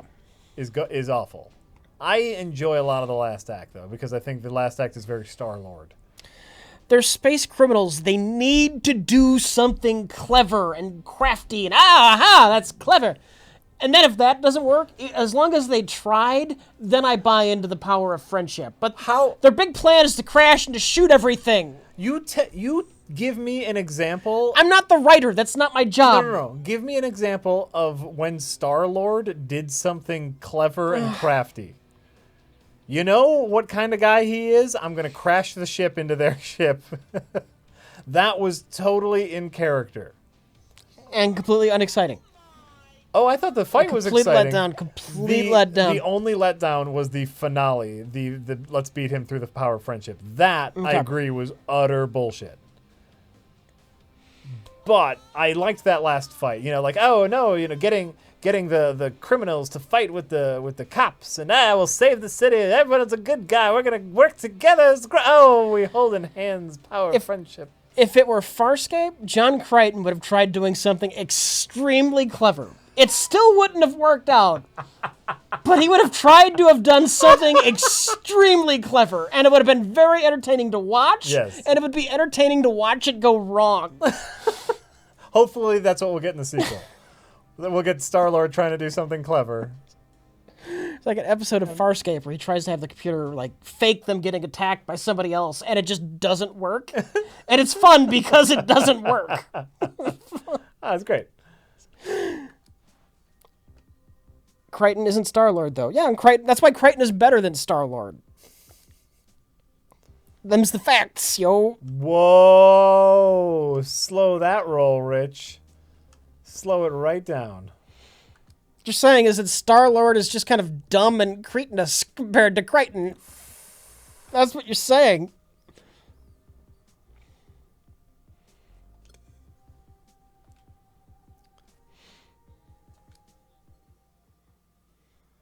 Yeah, well, I think in the comics he's a little more clever and crafty, but in the movie I think they were playing him a little simple. So I thought the final act was fine of Guardians, but man, that ending was just the worst.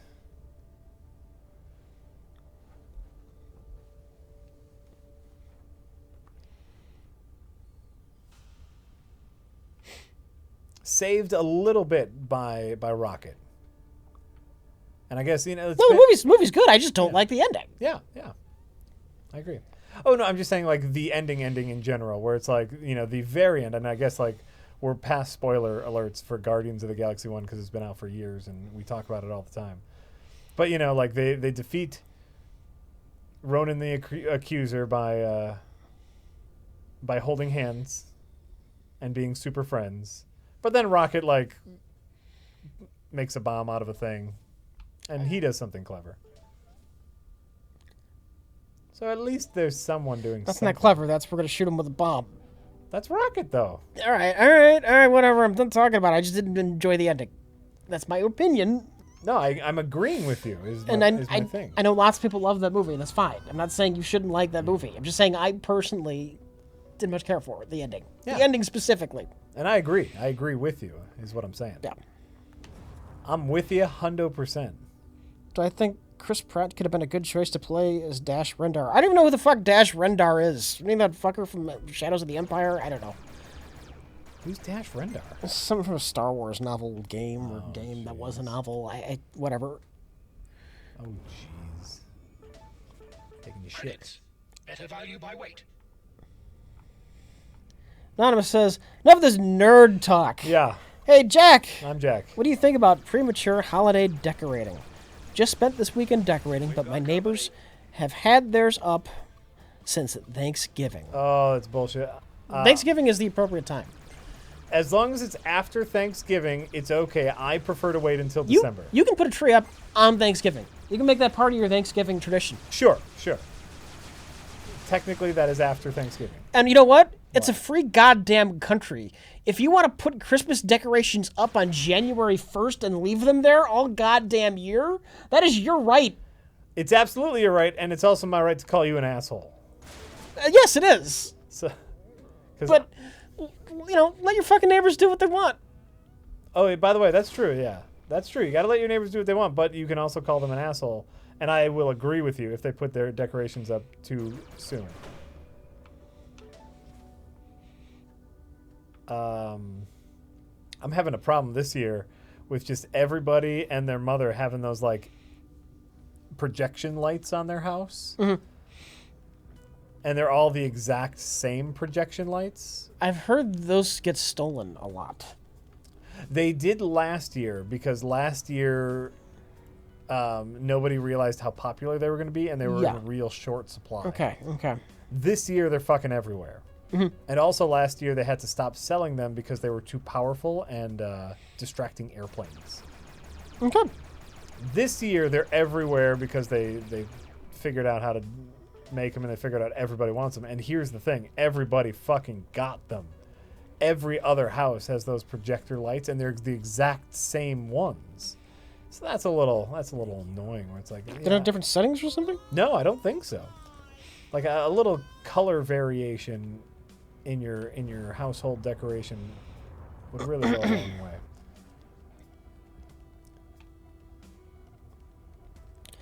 Man from Laurentum says, I see that my British slang is wasted on you Johnny foreigners. Anyway, You're the foreigner here, fuckwad. no shit. Are either of you looking forward to The Last Guardian? And do you plan on reviewing it? P.S. LOL, uncork my Bjork. Oh, I like that one. That comes out Tuesday. Oh, is that coming up really soon? The Last Guardian comes out on Tuesday. Mhm. I don't know if we'll get a full review. We have a tentative plan. It can be moved. Our plans can be moved around. I know that was a big E3 game. Yeah. That's a super hype game. I don't know. What do you think, Rich? I don't care. You want to do it? You really want to do it? Dust off the PS4. Basically, yeah. That's the other thing.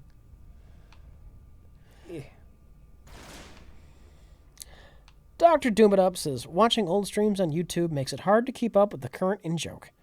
So what animal would Jay be if he saw the witch? Also, Nice. Jack, get eggs online. They're free, you fuck. Hello. LOL.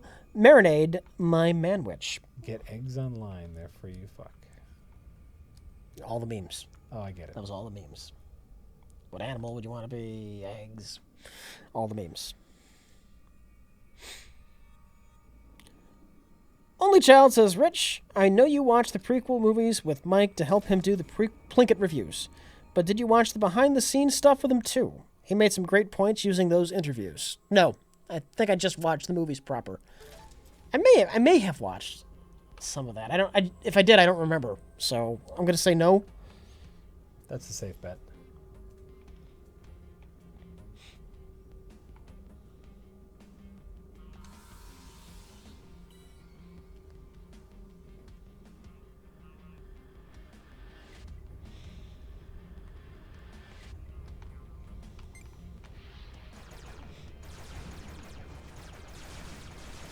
All right. So how are you doing in Everspace?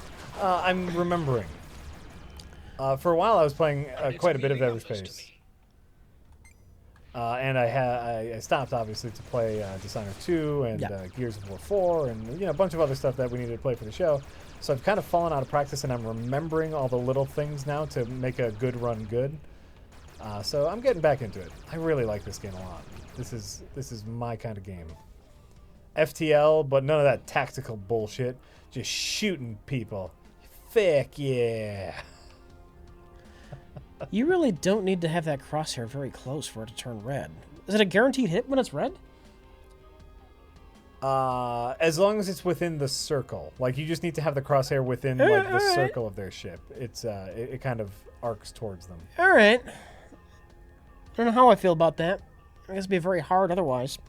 Yeah.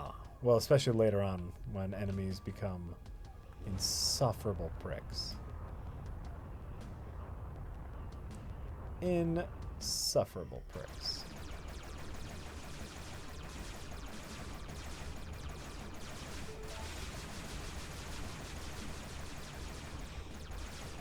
Well, so I think, are we just out of things to talk about? Are we done? Is that... Oh, geez. I mean, maybe. Yeah, we're just done. No, No. no, of course not. Come on, Rich. You think we'd ever be out of stuff to talk about? I showed Karen the Guardians of the Galaxy 2 trailer, Yeah. and we got to Baby Groot. Oh, yeah, Baby Groot. It's She great. had no reaction. To adorable Baby Groot? I was dumbfounded. I thought the Beal could say, oh, you know, I kind of Yeah, of course. looking at it and interest and perkiness when she saw that. Nothing.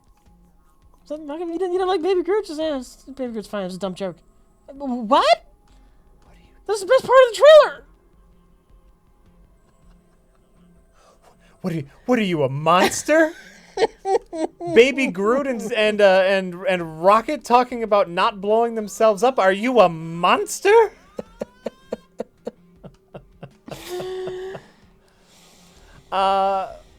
Also, something fun.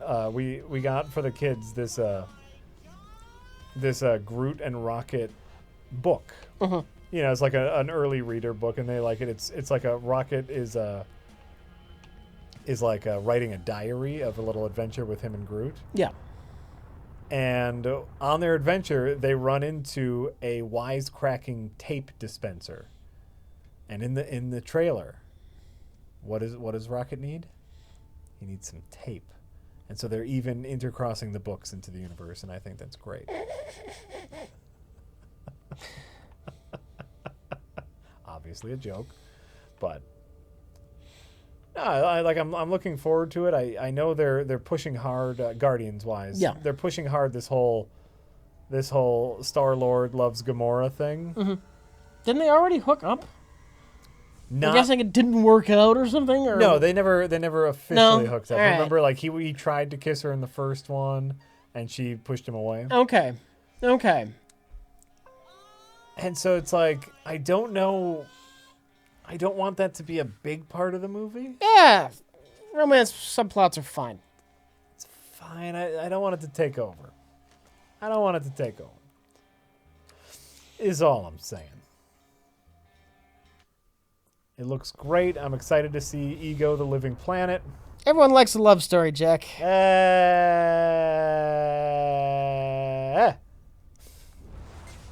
That's what I got for you. I'm fond of the love story. Just you. Just me, huh? Or maybe it's just you that doesn't like it, or they wouldn't keep doing it in every film that's ever been made. That is probably extremely more accurate. Sorry, Jen says, so what kind of Christmas decorations are you two probably going to do anyway? I'm getting those LED drippy icicle things, and I may or may not put reindeer antlers on my car like one of those people. Tree. I put up a tree. Yeah, I put up my tree. Because it's December now, so we can do that. You know what? Just for ease of it, I'm probably gonna get those stupid projector lights that I just complained about everyone having. But it's so much easier. You just put them on your lawn, and it fills your house with lights. I have not done outdoor stuff yet, and I really should because it is snowing now. Not in Wisconsin. This is back in Illinois, in a suburb. That wasn't too far from me. There was this one house that would just go all fucking out. There'd be shit all over their house, and it would draw crowds. This house was so fucking fancily made up. The house next to it, rather than compete, just put lights on their roof in the shape of an arrow pointing at the other house. That's great. That's hilarious. Yeah, we have stuff like that here. Like, we have Candy Cane Lane, which, if you don't know what Candy Cane Lane is, it is literally just a block, some random block, where all the houses on the block do their house up mega. Mm-hmm. And if you move into that block, it's like part of the before you can buy the house. God, that sounds awful. You need to say, like, yeah, I will continue doing my house up like a jackass. And in the wintertime when everyone does their house up, you cannot drive through there. You have to, like, walk through the streets, and everyone does their house up. I don't do anything that crazy. Usually I just put some lights on the roof. And how hard is it to find a house that's not part of some kind of homeowners association fascist bullshit? Oh, very easy. Very easy. Yeah, a lot of houses. You have to go into the right neighborhood, is the thing. Yeah. But a lot of houses aren't part of homeowners association fascist bullshit. Just don't get a condo if you want not to be part of bullshit, because condos are full of bullshit. Are they? I have not owned a condo.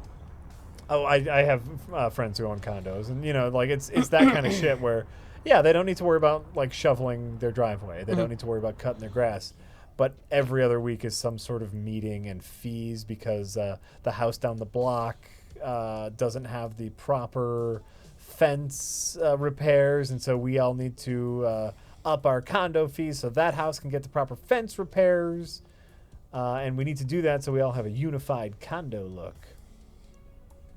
It's all a bunch of bees. Bees-s. And at the end of the day, you don't own the land. And isn't that what's important? Is land ownership? Yeah. That's part. You own a condo, you just own a space. You own a house, you own like the house and the land it's on. Knock down the house if you want. Probably never be a homeowner. It's sad. I hear there are ups and downs. There's a lot of downs to throwing away $1,000 on rent every month. There's a lot of downs in that. Yeah, but you don't have to worry about like upgrading your mechanicals. You don't need to worry about shoveling, mowing your lawn. There's a lot of shit that you don't need to worry about. That homeowners do. I already mowed the lawn here. Just one more fucking lawn.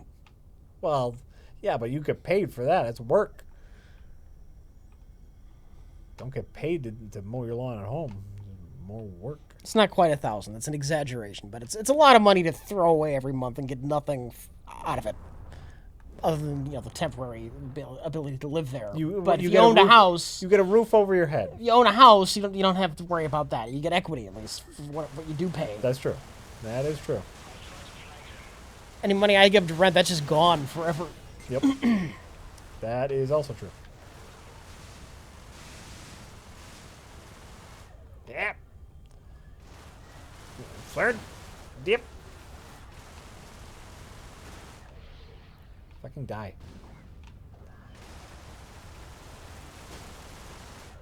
Yeah. Cute. I'll take these. Thank you. You pay a shit ton of taxes on it, Rich, but that's still probably less than rent. Like I said, I've heard ups and downs of renting and home ownership. if you factor in all the other bullshit that you need to take care of if you're a homeowner, I guess it works out about equal, except for then you don't have the equity, Yeah. which really you only use to buy another home. You know. Buy one of those cheap houses in Detroit and live the dream of home ownership. There you go. There you go, Rich. That's all you need to do. Not totally against the idea. You could live in Detroit. Not totally against the idea. Have you seen that tiny home show? I wouldn't want to live in a... People live in tiny homes. That's stupid. That's stupid. You could be a tiny homeowner. Or go to Detroit and buy a house for like $12.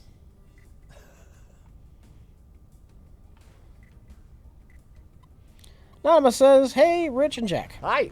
Or Rack and Jitch. Good. Oh, nice. I understand disliking pineapple on pizza. But what's wrong with Canadian bacon on it? It's also terrible, is what's wrong with it. Canadian bacon is terrible in general. No, there's a case to be made for it. You know what? Canadian bacon and other meats. I would assume not have Canadian bacon. Just give me the other meats. I'm just saying, like, there's an argument for Canadian bacon that I can see. Pineapple on pizza does not make any goddamn sense. All right. But yeah, you want to put Canadian bacon, like Canadian bacon, sausage, like that'd be fun. That'd be a fun combo. It's just ham. I don't like ham. That's weirder that you don't Yeah. like ham. I don't like ham. That's I'm weird. sorry. That's strange. Ham is delicious. Or do I not? No. G-Shot says, hi, Jack, Rich. If nobody said, yes, Space 1999 was the TV show where the moon was shot into deep space. The second season has the greatest theme song ever. That's got to be like a whole lot of nothing from pretty much your entire journey. If you're riding the moon? Yeah, there's lots of space between these stars. That moon's got to be going awfully fucking fast. Yeah. Believe it. Believe it, Rich. It's got to be awfully fucking fast to go anywhere interesting. Yeah. And then it's got to be able to slow down enough for you to have an adventure when you actually do get to something interesting. How do you control the moon? This is the real question. And if they do control the moon, how come they just don't go home with it? Put it back into fucking orbit. Right? Okay, here's the fun thing, Rich. Have you seen this new game coming out called Conan Exiles? No. What is that? It is an open world Conan the Barbarian game. Okay. Looks You get to play as Conan, or it's just in that universe? you get to make your own barbarian. Oh, fuck off. You can make Conan if you want. Okay. But you could also you can also make like yourself if you want. Yeah, it could be neat. I don't know enough about it. It looks interesting. Didn't they try that before? Didn't they have a Conan MMO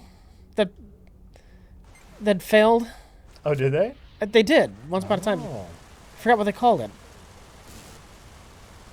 Well, this is more of an action game, so that's what it needs to be. Conan needs to be action.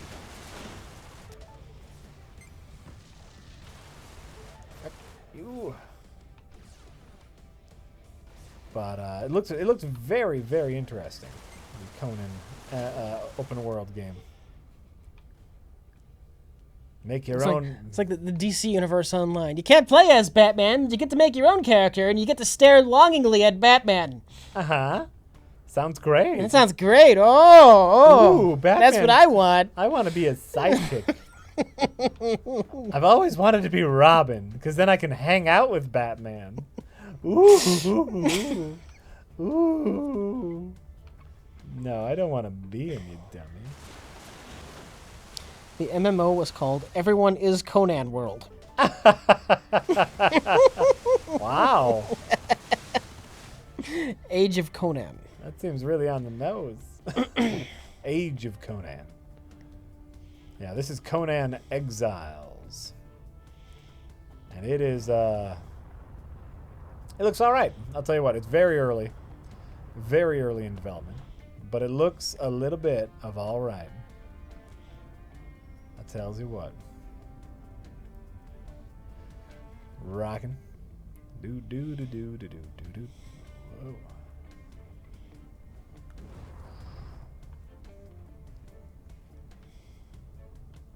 I just know we were talking about the Conan the other day and how much we enjoyed the big dumb muscle guy fighting magic. Yeah. I like that. Wait, you'd rather play with 1,000 other Batmans? No, I would rather play an Arkham game. Just be Batman. Just I don't need to be part of some open world bullshit. I don't need that.